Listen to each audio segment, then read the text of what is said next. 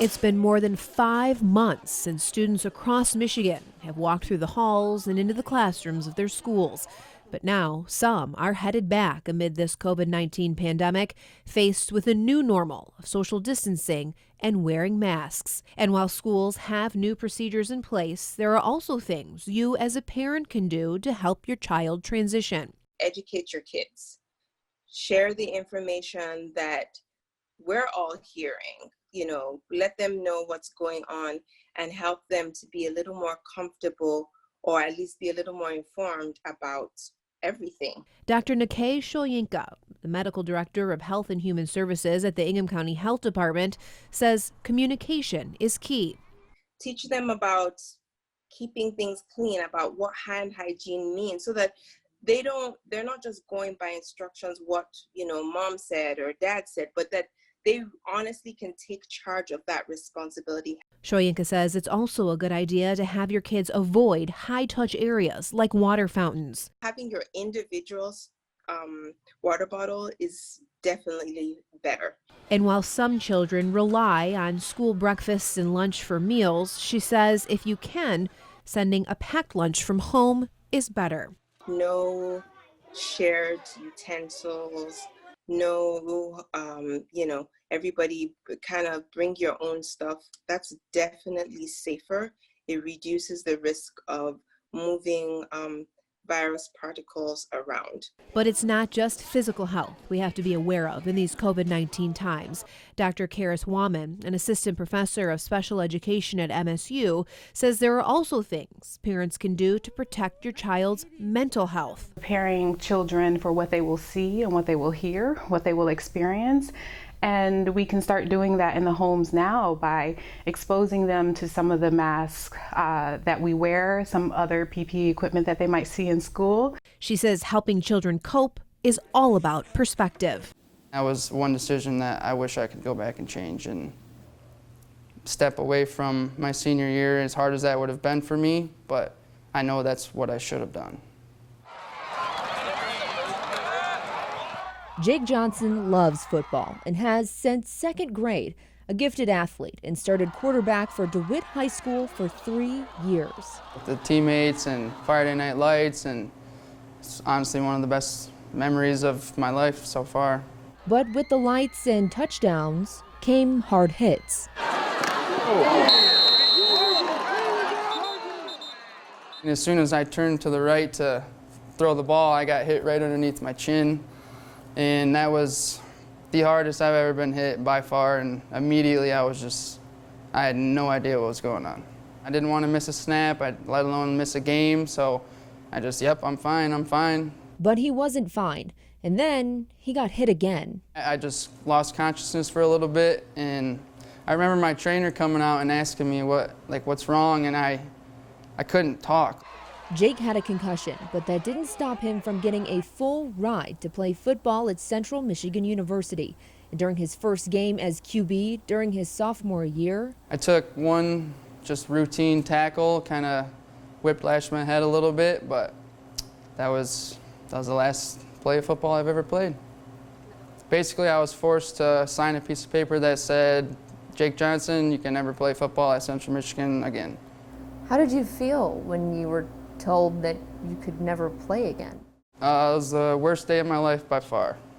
I still remember him telling me that with my parents and stuff, and I worked so hard, and that was my dream ever since a little kid, and I finally got there and realized I can do this, and I'm gonna do this. And right when things seemed like they were going really well, it just ripped out from underneath me, and my life did a complete 180. Jake was diagnosed with 3 concussions during his entire football career, but he says he probably had more. It even affected his schooling. I couldn't even get through 1 hour sometimes. I'd go home and just go to sleep in a dark room because it was just too much for me, and trying to focus and read, it just triggered my really bad migraines all the time. Dr. David Kaufman is the professor and chair of neurology and ophthalmology at Michigan State University. He says concussions are common during contact sports like ice hockey, soccer, and football. I think the primary symptom is headache. After that would be memory disturbances or cognitive decline. The other common complaint is the student athlete may complain of everything being slowed down. And while Jake was unconscious for one of his concussions, A major misconception is that you have to be unconscious to get a concussion. Only 9% of people with concussion become unconscious. 91% of people are still awake. Jake says memory loss has been an issue to this day. It's kind of crazy to me that at 24, it's, sometimes hard for me to remember what I did 2 days ago, or like my senior year, looking back on it, it's just a blur to me. His advice to young athletes: listen to your body. No matter who you are, it'll catch up with you in the long run, and it's not something that you can just tough it out and get through when it's your brain. Caden Rodriguez is 6 years old, and like most kids, he likes to play. The park, it got a lot of things, and it's fun to play with. Most of the time, Caden tries to be safe, but as a child, Sometimes I get hurt, like probably on the monkey bars because I fall. thankfully for kids like Caden, there are standards in place to help prevent injuries, but some older playgrounds might not meet those guidelines. Safety is always what I'm thinking about. Caden's dad, Jonathan Counselor, normally takes his son to Patriarch Park in East Lansing. It was built just 6 years ago, well after playground safety standards were put into place. And it's also a lot more safer, especially with the foam that they put on the ground too. So if a kid does fall a little bit, they're not hitting cement. They at least got a little bit of cushion. Nearly 80% of playground injuries are caused by falls. So in an area where children will fall, they want clear zones for children to be able to land on something soft. Robert Ford has been designing playgrounds since the 1970s, including this one. He says in the past there weren't many regulations for playgrounds at all until a few major cases from the 1990s involving serious injury or death occurred. One of those was a young girl whose drawstring got caught when she was going down a slide. The child unfortunately catapulted out of the slide and strangled. And that's what started this whole movement. Ford says people often don't think about playground safety until after an injury occurs. There are a number of things parents should look out for. The first, make sure the equipment is right for your child's age. The play areas should be separate and clearly labeled. As for the actual equipment, check for trip hazards, elevated areas with no guardrails, and large gaps. These gaps have all been closed now, so you can't get your head entrapped. If these were to open and create a large enough gap, and a child has a drawstring, it could get caught in here. Hi everybody, so I have a 1-year-old and an almost 3-year-old at home, so I have 2 different kind of car seats that I'm looking forward to having professionally inspected today. I'd like to introduce Mickey Kraft with Sparrow Hospital. She's the injury prevention coordinator here. Now I am pretty confident in how everything has been installed, but I'm loving the peace of mind that I'm going to get today with having you take a look and kind of walk us through, because it's very important. Parents should always come to us just for that peace of mind. First up, the base for my infant car seat, which is a Kiko KeyFit. It goes up to 30 pounds and 30 inches. So is your child still within those parameters? Tiny, yes she is. I always grab it right here and I give it a push right and left to see how much it moves. It cannot move greater than 1 inch, which this does not move. Kraft likes the seat because it has an angle incline indicator and says all children rear facing should have a 30 to 45 degree incline. As far as the carriers themselves, it's really important that the straps are placed at or below the child's shoulders, and you want them snug with no slack. The chest clip has to be up at the armpit level, and that's a big misuse we see quite often. It's more down when it has to be up at the armpit level. Now with your son's car seat, I see that he is still rear facing at 3 years old, which I love. My son's a little guy, all of 25 pounds right now, and he hasn't exceeded the height or weight parameters yet either, which you'll see labeled on every car seat. It's so much safer for children to ride rear facing as long as possible. Some parents worry that rear facing, especially at the age of 3, that maybe the child's legs will get broken, and the statistics show that that's not really the case. Good. So rear facing as long as possible, it helps protect the neck and spine, and that's the goal. It was December 3rd, 2019, when tragedy struck a Lansing family. A toddler accidentally shot himself in the head with his father's gun. The incident happened at the Silverstone Townhomes on the 5500 block of South Martin Luther King. The little boy survived, but he's recovering from life-altering injuries. His 26-year-old father is charged with second-degree child abuse for causing serious physical and/or mental harm to a child by leaving a loaded firearm that was accessible to him. It's a shooting that didn't have to happen. We need to secure firearms in our homes in order to make sure that we don't have what comes under the label of accidental shootings. Christopher Smith, the leading advocate for the Coalition to Prevent Gun Violence, says any death by gun violence is one too many.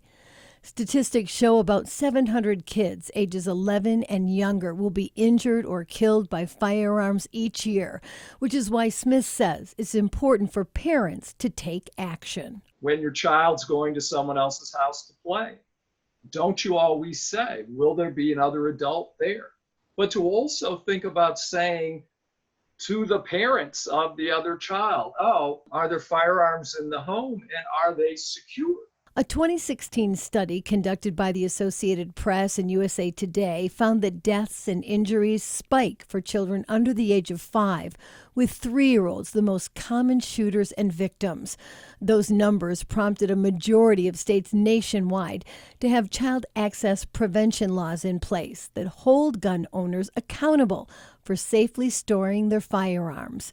Michigan is not on that list, but efforts are underway to change that. In April of 2019, State Representative Rebecca Warren introduced legislation that would make it a crime to store or leave a firearm where it may be accessed by a minor, subject to 5 years in prison if the minor uses the gun to injure or kill himself or others. The bill is currently being considered in a House committee. Statistics show that accidental shootings spike again among 15 to 17-year-olds. I personally know 2 people who were shot as teens while in a room with their friends playing with a gun and mishandling firearms. The 2 teens survived, but on October 20th, 2019, 18-year-old Adam Barnett of Lansing did not. The 17-year-old who fired the hunting rifle told police that he leveled the barrel, pointing the gun at Barnett and, quote, inadvertently, accidentally, by his own admission, unquote, pulled the trigger. The rifle had been on top of a kitchen table. And we need to de-glamorize firearms, especially with respect to teens, so that they have some genuine sense of how, dangerous this is. And that's important because more kids under the age of 19 die because of a bullet than almost anything else. Smith says education makes preventing gun violence possible. It does say to us, anyone can have that kind of momentary mental slip if you're not systematically focused on securing your firearms and keeping everyone else in a household safe. Here for you in Lansing, Sherry Jones, 6 News. A staggering 57% of young people experience bullying when playing online games. 22% of players stop playing a game as a result. But one local gamer said if someone is bullying him while he's playing, he simply blocks them and continues playing with a smile. Why do you like it? You like to talk to your friends, your cousins? Why do you like it? Because you can, most games, do whatever you want.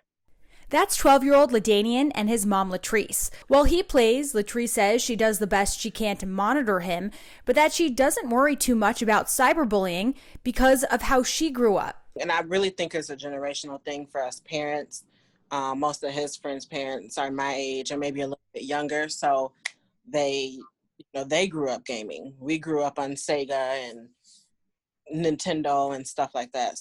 And that mirrored what cyberbullying expert Dr. Justin Patchen said about gaming. It's the kind of cyberbullying that some younger parents might be familiar with if they had some technology. That idea is based on knowing what to expect. Older parents didn't really grow up with the internet or connected gaming. So while gamers grow up and have their own kids, the expectation of cyberbullying is ingrained. In a research paper, Dr. Justin Patchen breaks down how likely a gamer is to bully someone, whether it's online or in person. In his study, he found that there is a connection between gaming and deviance, but that influence is likely relatively small and mediated by many other factors like family, school, and other personal traits. There are a lot more tools now than there were 10 plus years ago to deal with these behaviors.